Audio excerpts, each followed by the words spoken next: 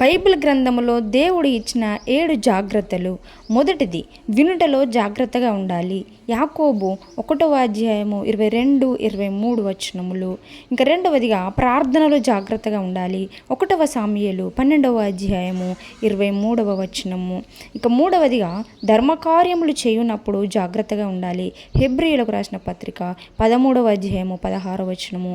నాలుగవదిగా అబద్ధ ప్రవక్తల గురించి జాగ్రత్తగా ఉండుడి. మత్తయి సువార్త 7వ అధ్యాయము 15వ వచనము.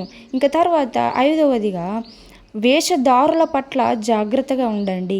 లూకా సువార్త 12వ అధ్యాయము 1వ వచనము. ఆ తర్వాత ఆరవదిగా వివాహము విషయములో జాగ్రత్తగా ఉండండి.